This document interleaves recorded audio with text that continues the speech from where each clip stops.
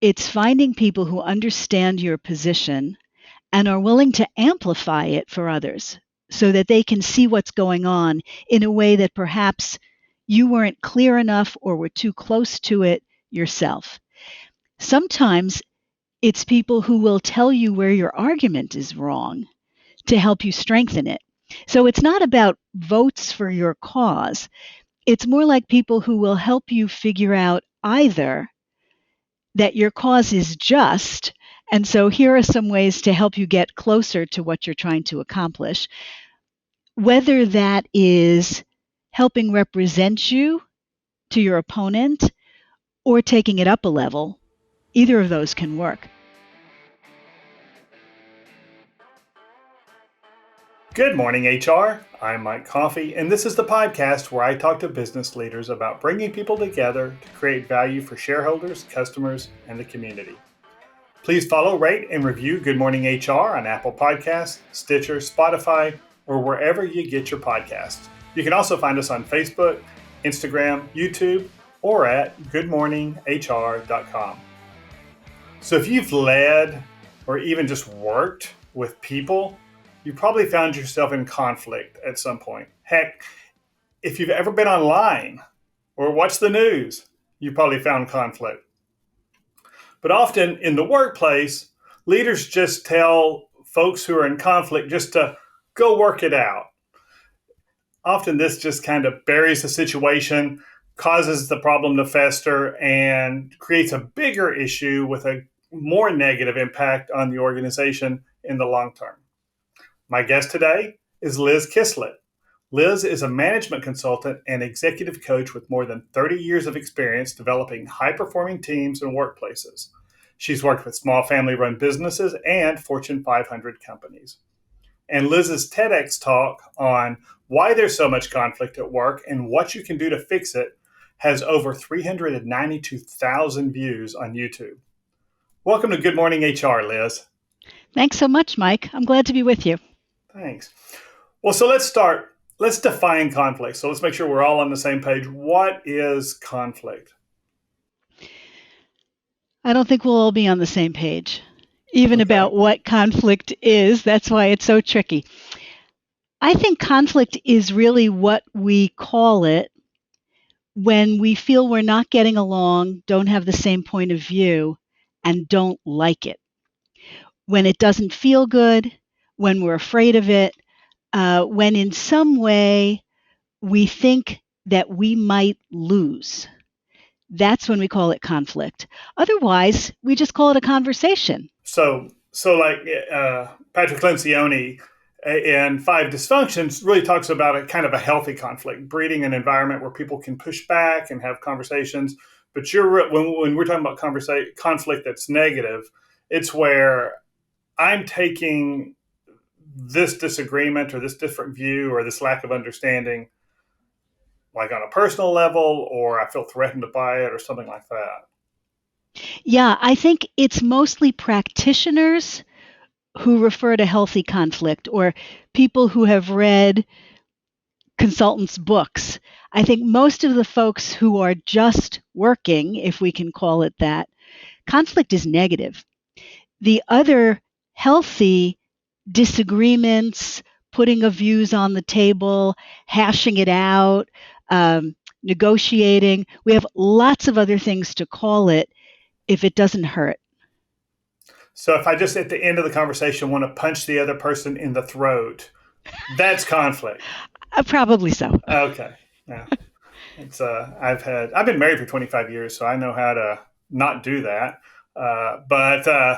Yeah, there's conflict and all of that. So if we're going to talk about the negative conflict, and I'm the leader, and I've got this situation, whether it's subordinates or me and a peer or something else, and I do see that either I or somebody else in this, and it's always the other person. It's never me. It's like I only have good conflict, and if I'm in conflict, somebody is disagreeing with me and they're wrong. But if we're in these circumstances where, as a leader, or we find ourselves in this kind of more negative conflict, how do we check ourselves, and how do we begin to resolve it and convert it into something more healthy. I'm so glad you asked about how do we check ourselves, because that's the step that often gets missed. Mostly, when you are heading into conflict or feel like a conflict is coming at you, you know it in your body. Whether or not you planned to have a disagreement, some people, we've all seen this, somebody, particularly when we were together in conference rooms, somebody would get red in their face and throat. Yeah. Okay, good. My ears turn red when I get mad. You can Oh, see it. Yeah. There's a picture of perfect. me even as a child when they were taking a photo, and I was, it didn't look happy, but my ears were flaming red. And they, to this day, they make fun of me because, it was Yeah. so obvious how angry I was. It's related, to when people talk about seeing red, Mm-hmm. because Yeah. the blood is rushing to your head. I have a client, he taps his foot all the time, nervous energy, but when he's heading into a conflict, there's real thumping going on. We all have certain tells that are physical. Some people clench their jaw, you get a lump in your throat, your stomach turns over. We've all got them. Your body knows sometimes before you become consciously aware. And as soon as you get that kind of signal, it makes sense to just pause for a second and check what's going on and actually remind yourself that nobody is coming at you with a knife and there's no tiger behind your chair. Right. We do that. We fall into that fight or flight mode. It seems, certainly I fall into it more often than I'd like. And that stepping back and saying, what I'm feeling is only an opinion. What I'm feeling is only, how I'm interpreting what's going on right now. And this physical reaction is part of that, but I don't have, there's things here I don't have control over, and I got to accept those. And then there are things out that I do have control over, and one of those is how I respond and how the words I choose to use and those kinds of things, and taking that breath. And that's great if I happen to be the person in conflict and I'm self-aware enough to realize that. But as a leader, when I see people who are in conflict, and maybe I do think that, this person's overreacting, or this person's not intentionally not hearing what this other person's saying, or these, whatever. How as a leader do I affect people's ability to be self-aware or to check themselves like that? The leader can model and actually explain what they're doing. Oh, okay. Because leaders get aggravated all the time, don't necessarily act like it. And I'm not talking about suppression.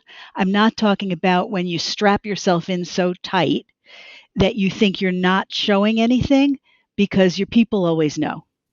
Sure. And they'll mention it in the hall to each other. Don't go in right now. So the leader can certainly model and explain. The leader can also say, I notice that you're really heated up about this. This must be important to you. Take a breath, marshal your forces, and let's talk about what's going on. And that's so important because it helps set the tone, first of all, that whatever it is, I'm going to help. We're going to work on it. It's going to be okay. In your intro, Mike, when you talked about how leaders sometimes send people away to work on a conflict by themselves, it doesn't pan out. We all know this if we've been siblings. If our parents sent us away and said, figure it out, kids, whoever was stronger might pound the other one, or whoever was smarter might manipulate the other one. We had our roles, and we managed the same way when we were sent away to do it as whatever the situation was that sent us to our parents in the first place. When people are asking for help, give them help. That's what a responsible leader will do. So let's start going through that process, because in your TEDx talk you go through 5 steps of examining this, and kind of putting this conflict in I guess in context, and so that we see it clearly. And I think the first thing you said was um, determine that basically, I'm going to put it in my Coffey version. Yeah. Determine that one of these parties isn't just the a hole. Sometimes that's just the problem. This person is just a jerk, and they're a bully, or they're intentionally they're manipulating, or they're deciding, that I'm going to act this way because it gets what I want. But it's not. They're not going to be constructive. What do you deal with those when you hit those situations? Okay, so when you hit that situation and you can identify it right off the bat, it usually means you've been there before. This person has already done something that you know about. It's on their record, even only mentally for you. That's the thing about conflict. There is always a context, there's always a background, because all conflicts started out once as discussions or discussions with other people that have been passed down through the generations of managers to now have a conflict with the people who are there. And so the idea of uncovering the context is hugely important. To your point, though, if you've got somebody who's consistently a jerk, why are they still there if you're actually in charge? Either you're giving them feedback on how to improve and they're taking it. So it's worth investing in them and seeing how much more they can improve. Or at some point, you draw the line because having a bully or somebody who is consistently a jerk without significant provocation, having a person like that around is bad for the team and bad for the business. Yeah, John Amici, the UK psychologist who focuses on workplace stuff, said your culture is defined by the worst behavior tolerated. Yeah. And in my ethics and values presentations at HR conferences, I talk about, we'll often put up with really bad behavior from top performers. We've got an amazing salesperson, and he's out there killing it, hitting his numbers, bringing in revenue, but he walks all over everybody else and makes commitments for operations that they can't deliver. We get the signed PO. This guy did his job. And those guys are terrorists, right? I mean, that's really what it boils down to. They're holding the organization hostage, so that they can, get what they want out of it. Yeah. In today's world, though, if you preserve that guy and let him walk over everybody else, all the good ones in the everybody else, they're going to find a place to go where that guy is not, because they have more options now. And why would anybody put up with that? That's why I say it's really on the leader to figure out if you have someone who's consistently badly behaved. I mean, we all fly off the handle once in a while when it's been a terrible day or there's something that strikes very close to our hearts, and we may get short-tempered and brusque with people. But there's a range of reasonable behavior that most people can recognize. And even that you don't want too often. It's when there's a pattern of nasty stuff, that's the leader's job to jump on right away. And I'm with you that we don't tolerate the bad behavior. These are our values. This is how we conduct ourselves here. Here's how, this is the behavior we incentivize, and this is the behavior we strongly disincentivize, and we're not going to put up with. Sometimes it's not so much as a willful behavior as much as it's a lack of competence, either in interpersonal skills or communication skills, or in just understanding what their role is. How do you advise your clients and how much to invest in someone when it's a competency issue? Depends on, again, the context for the competency problem. Sometimes people are just in the wrong job. This can happen if something in the interview process went wrong, or if you're moving somebody up and you happen to have this new job available for them, even though they're not perfect for it, and you decide to take a chance. Are they trainable? Can you identify what the skills or behaviors are that they need to change? And can you work with them on it? And do you see that they put effort in and are willing to be consistent?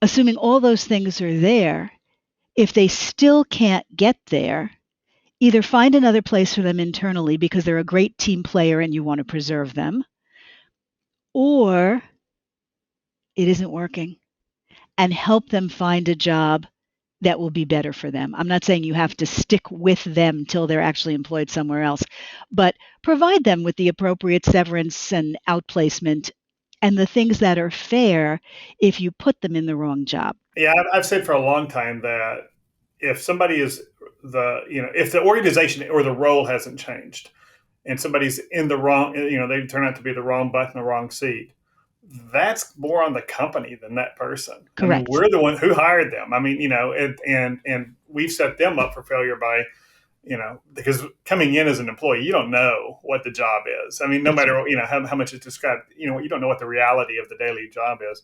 And everybody thinks every one of our candidates thinks they're the most qualified person for the job we've ever seen. And they don't understand why they didn't get the job to start with.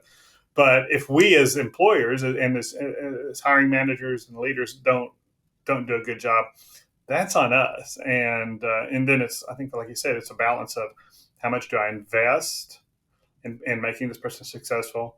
How they, are the things that were attractive to us and bringing that person in, can we use them someplace else in the organization?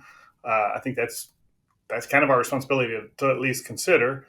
And if not, let's free them up, free their frustrations of, because I don't know anybody who's not performing well, who's happy with their job. And so let's free them up to go do the right thing and, find the right position. And to the extent that we can, support them in that. So. Exactly so. Right. An on-ramp instead of dropping them off a cliff. Oh, yeah. Yeah. For sure. On the other hand, if somebody was competent and something has shifted, find out why.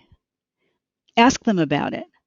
Maybe something has changed in their life and the job no longer serves them. Help them make a graceful exit. Maybe something has changed in the environment around them. Their job is actually the same, but their good colleague has moved on and now they're dealing with someone they're not comfortable with. There could be all kinds of reasons. It is worth digging a little to find out and to try to resolve the issue, because you don't want organizational casualties if you can avoid them. And let's take a quick break. Good Morning HR is brought to you by Imperative, premium background checks with fast and friendly service.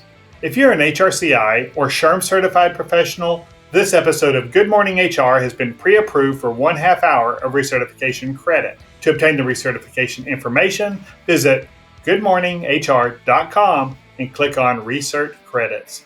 Then select episode 47 and enter the keyword drama.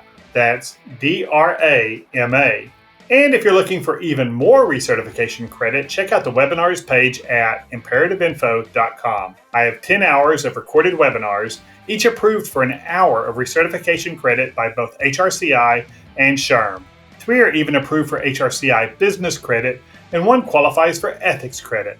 You can access all of these webinars for free at imperativeinfo.com. And now back to my conversation with Liz Kislik. So let's say we've ruled out that, okay, we don't have a bully, this isn't willful or behavior issued, and both these people, or these multiple people maybe who are in conflict, are well-meaning and from their point of view are, understand what they're talking about, and understand their roles. What's the next step then? When everybody's right, that kind of situation, how do we begin to address that as leaders? That's really well put, Mike, because in the TEDx, I talk about the kind of questions you need to ask to figure out what's going on, and that they are really about the work and the nature of the work and the pressures of the job.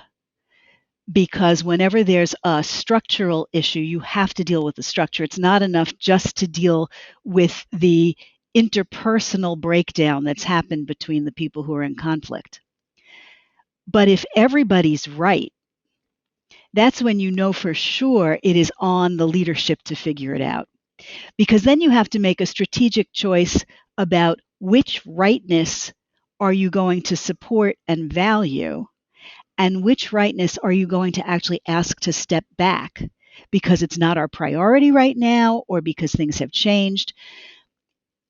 And as the leader, part of your job in this kind of situation is being strong enough to know when you have to disappoint someone appropriately.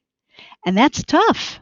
But we can't run our workplaces like democracies either. I mean, that's we've got a vision, we've got a strategic plan. Hopefully, this is where we're going, and sometimes those things are in conflict. Um, but you mentioned structural issues in the workplace. Give me an example of something that might be structural that would be a cause or a catalyst to the conflict. You raised the classic one, the sales and operations kind of conflict. Those departments usually have very different departmental missions, and their compensation and reward structures are often at odds.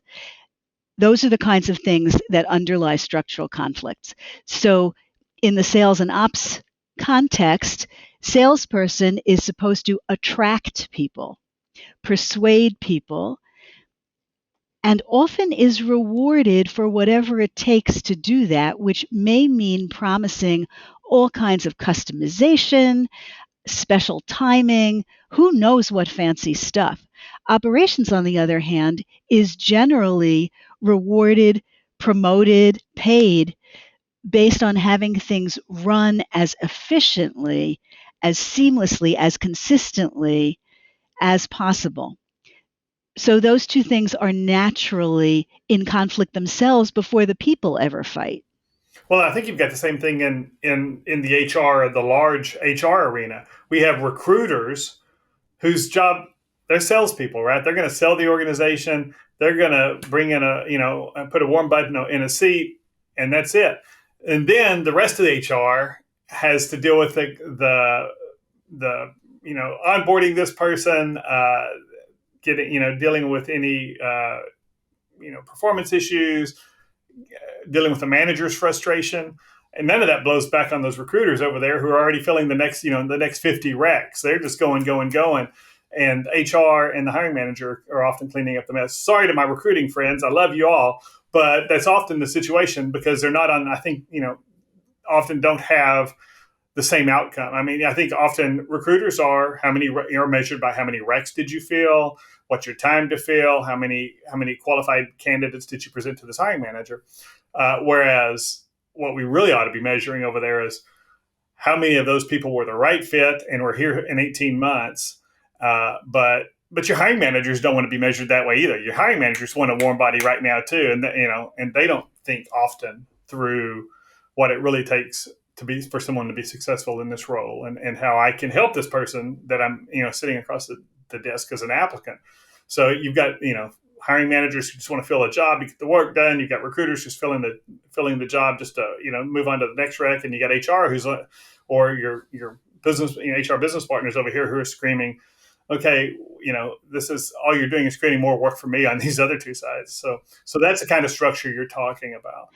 And part of what you've just laid out beautifully, it's the executive's role to look at the things that contribute to that conflict. And one of the things in this case is the time horizon. The recruiter is working on now, fast. The time horizon for the rest of HR is really as long as it takes. Those are so different.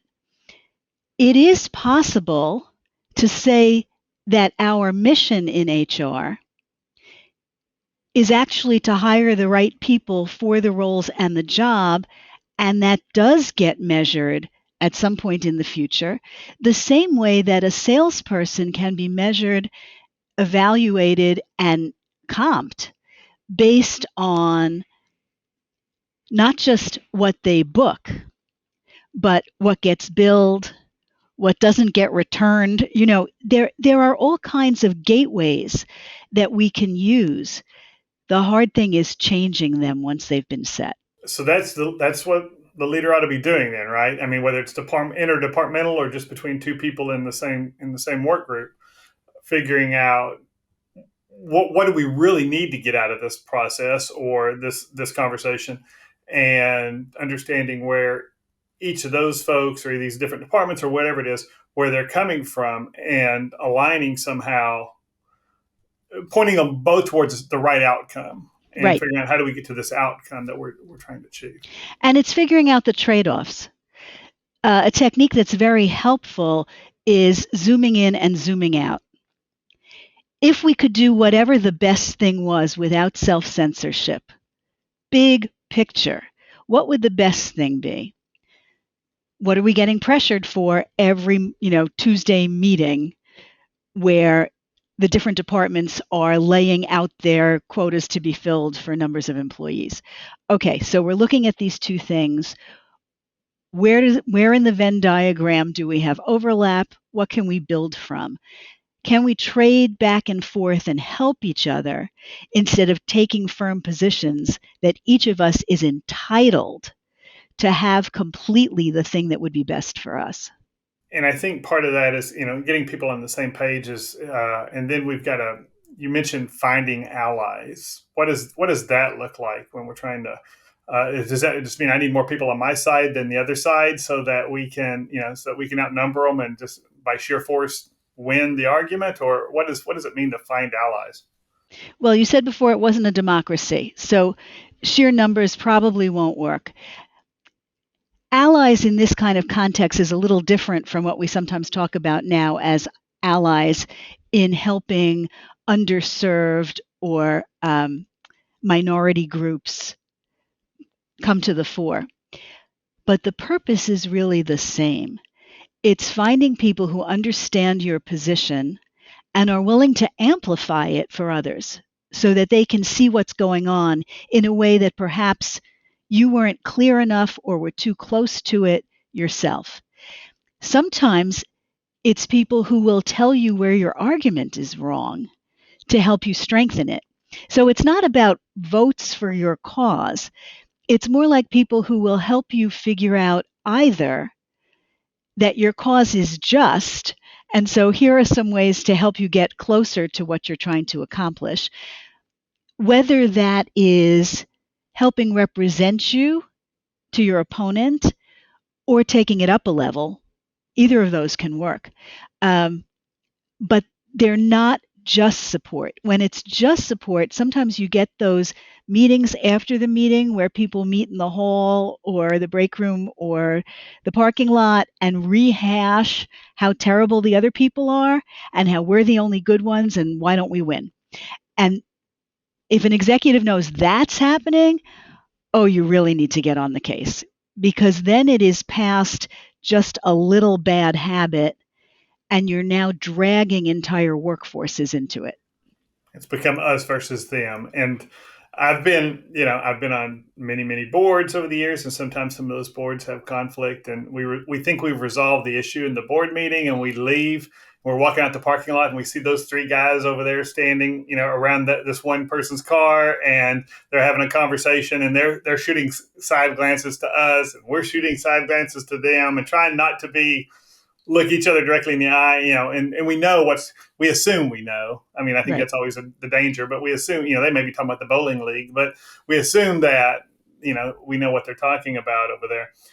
But, I think if we can and I think finding an ally, once we figured out, like you said earlier, that, what the big picture is, we're all on the same page, and find somebody who's an ally to that, who can keep Yes. bringing us all back to that conversation, right? And so here's the outcome, here's the desired outcome, here's what we need to be successful, and keep drawing us away from the personality issues or the lack of or the lack of desirability maybe of understanding. Sometimes it's just not in my interest to understand this other person, in the short term, but keep redrawing us back to what we're supposed to be talking about and what we're supposed to be focused on. So, Right, because if it's not in somebody's interest for too long, they may be falling into the jerk category. mm-hmm. But the idea of bringing it back to values. So if you take the sales and operations conflict, what's best for customers in the long run might be one way to look at both time horizon and true value. If you're looking at the HR situation, it might be what will be best for the company in the long run? How can we best serve all our stakeholders? There are always big questions that can be asked to help people think up a level. And by that, I don't just mean in the hierarchy, but bigger picture. And so sometimes we all want to work together. We all want to be on the same page, and we agree on that where we're going. But we just, for whatever reason, we personally, or it's always other people. It's like it's minor surgery. It's surgery happening to somebody else, right? It's but if I've got some inability to, if I just don't have the professional experience or the personal experience to really manage conflict well, how do we teach, or when you're working with your clients, especially on the executive coaching side, and somebody's struggling with that, what do you teach them? What kind of skills do you teach them? And can you really learn those skills once you're a grown ass adult? It's really hard to change our behavior, right? So what do you teach them? What do you suggest they start with? So I want to say it is absolutely possible to learn those skills. You may never be as smooth to someone for whom these kinds of things are actually intuitive. But in general, the reason we have conflict is because disagreement is what's intuitive. Protecting our own interests is how the brain functions. I mean, that's what, in the figurative sense, keeps us alive. Protecting what we think are our rights, our liberties, our privileges, and not really caring so much how that affects other people so long as we're okay. That is a very human characteristic, and we need to teach how to think about the bigger picture and the other people. So I wouldn't fault somebody if it's not their natural strength. But if they're not willing first to entertain new techniques and habits, or if they're not willing to practice, I would fault them for that. So there are a whole variety of techniques, as we talked about before. The first ones are about self-awareness and self-regulation. Because, the saying is cooler heads prevail.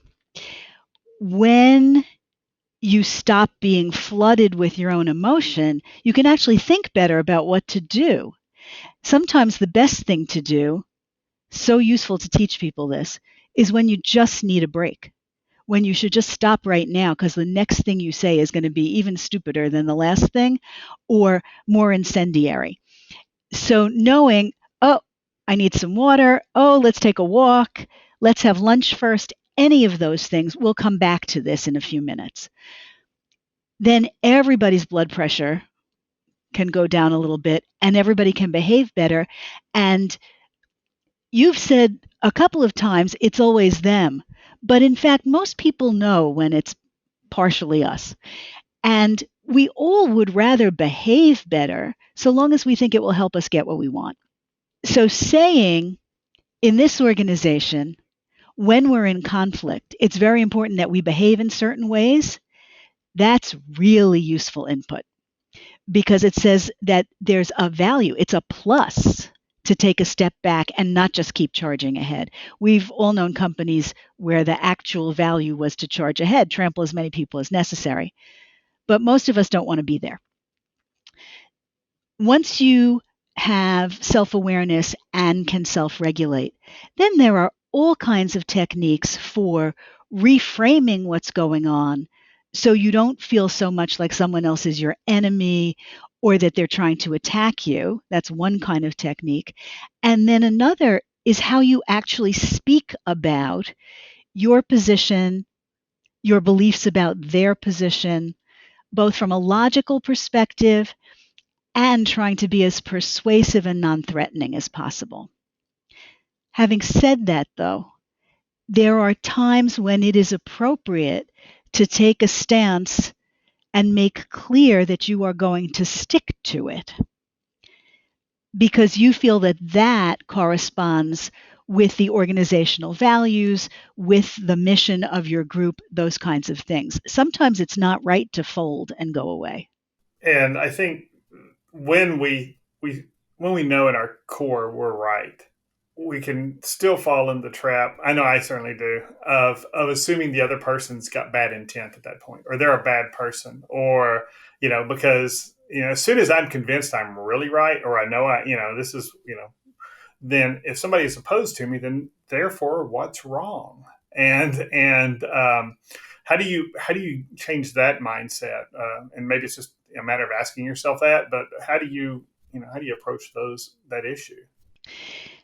So there are all kinds of techniques that I use. One of them that's in the TEDx is the evil logic check, which is when you really think somebody's your enemy. It's very helpful to work with at least a somewhat neutral third party who can ask you when you're not seeing that clearly, do you really think the other person is evil? And that question has been so useful to me as a facilitator, interpreter, and referee sometimes, because in general, just like most people aren't being a jerk, most people realize the other person's just trying to do their job. They happen to be in my way, but they're just trying to do their job. And when you paint it so darkly that they might be evil, no, I go out to happy hour with that guy after work. We're just really not happy with each other now because we need separate things. But acknowledging that explicitly then lets you start, maybe not over completely, but lets you step back and find a better place.